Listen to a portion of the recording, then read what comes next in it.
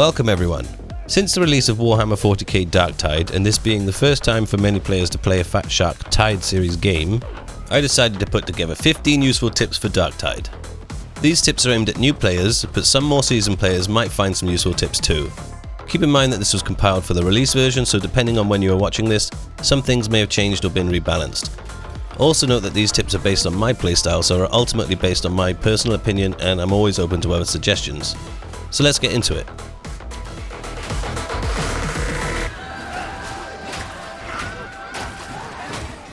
Dodging is probably the most important mechanic that the player has at their disposal, and I see a lot of players not using it effectively. Even at Heresy difficulty and higher, I'll still see some players standing still in the horde and relying on only their block and pushback to deal with attackers.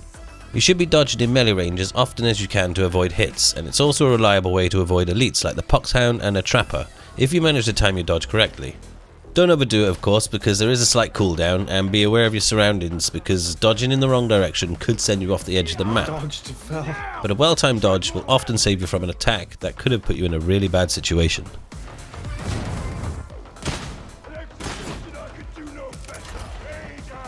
This goes in hand with dodging.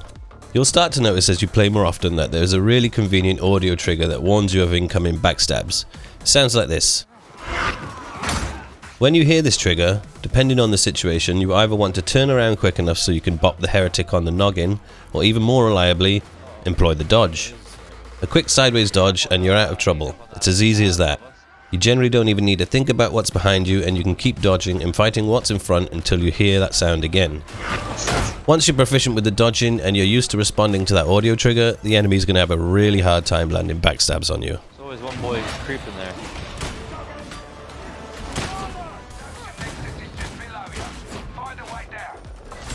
Most, if not all, ranged enemies come with a warning before they fire at you.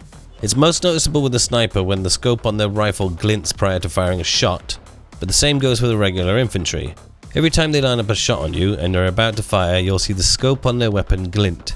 If you time a dodge just after you see the glint, you should consistently be able to avoid their ranged attacks until you can either reload to get a shot yourself or close distance and smash their face in.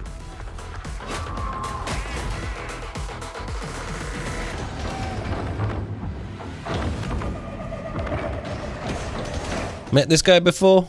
The lovely poxbuster. Quite a bit of a nuisance and can make a good run go south pretty fast, but actually pretty easy to deal with.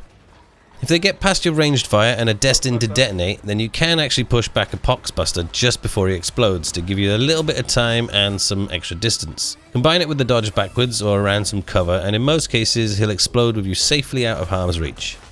This mechanic can also be applied to the Poxhound, and it can actually be a lot more useful than dodging the Hound, as a pushback usually follows up with a strike, but at the least the Hound will be stunned, which buys you a little bit of extra time to get some more decent hits in.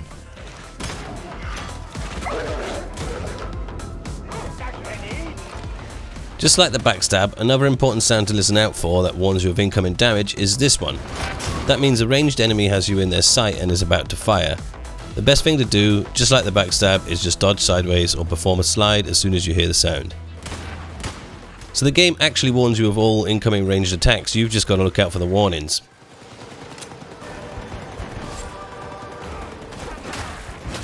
One useful thing to remember if you're in a tight spot or you can't quite reach one of your attackers is that in most cases the world has no collision for your melee weapons. So if there's enemy directly above you through a floor or on a ledge you can't get to, then just try swinging through the floor and chopping their feet off.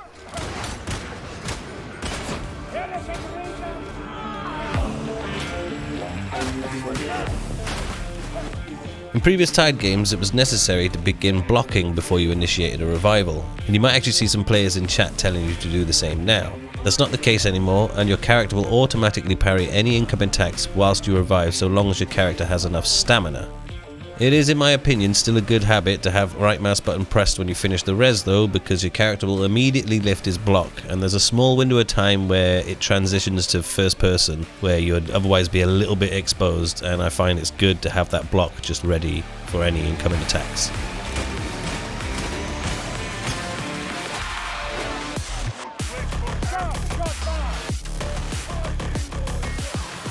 If you spot an elite, regardless of whether it's an easy kill for you or not an immediate threat, you should be pinging them with the click of the middle mouse.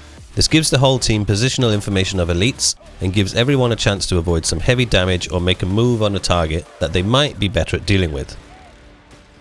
For instance, the stubby revolver can penetrate several human-sized enemy and kill elites in the middle of a horde, and it's really easy to do if the enemy is lit up like a Christmas tree.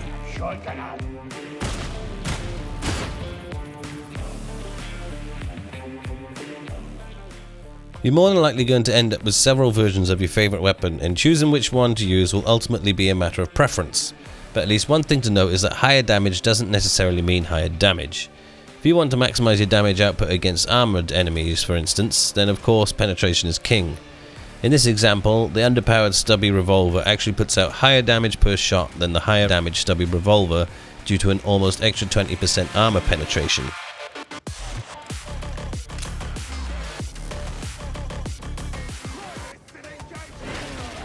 This is a simple one, but it can be really useful to correct your timing with a swing.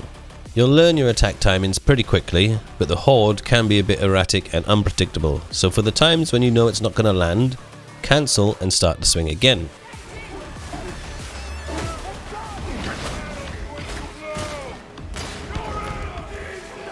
Using Q to switch between your primary and secondary weapons is the easiest and most reliable way to switch between your weapons in the middle of a fight. You might be perfectly fine with mouse wheel or the quick slot keys, but if you're finding yourself randomly trying to toss a grenade when you're hoping to chop a heretic's face off, then try using Q to switch instead. Q will only switch between your primary and secondary and does not cycle through the grenades.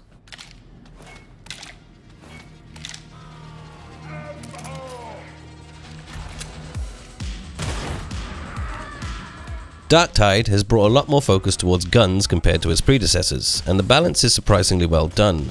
Guns are powerful and they all play their role, but at its heart, Darktide is a melee game.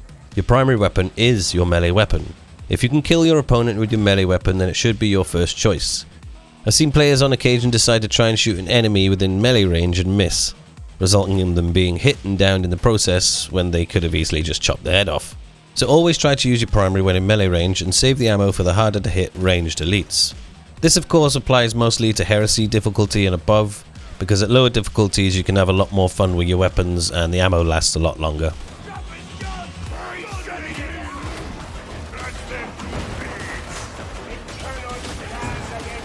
If you're trying to collect grimoires, it's important to note that when they are discarded or dropped, they will despawn. So if the person carrying the Grim dies after being downed, then the Grimoire is gone.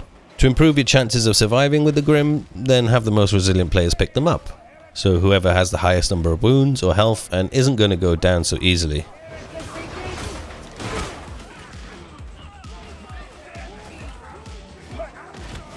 I think the game tells you, but honestly I can't remember. Either way, don't worry about friendly fire. Your squad mates are immune to your attacks, so go ham. Shoot through them, turn them into a colander, and get those penetrating shots on the elites that you need.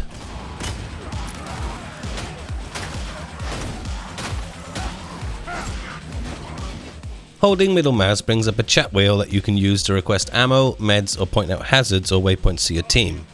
If unlike my zealot you're not in a bleak mood, you could even use it to thank your teammates when they've helped you out.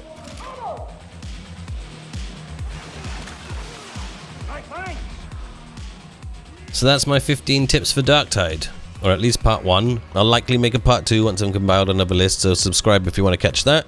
Let me know if there's anything you want me to add to the list or even ask me. If you want to catch me streaming, then head over to twitch.tv/MrBiggs07 or find the schedule for when I'll next be live. If you found this video useful, then please share it, give it a like, and let's get more people proficient at heretic slaying. Until next time, thank you dudes, peace.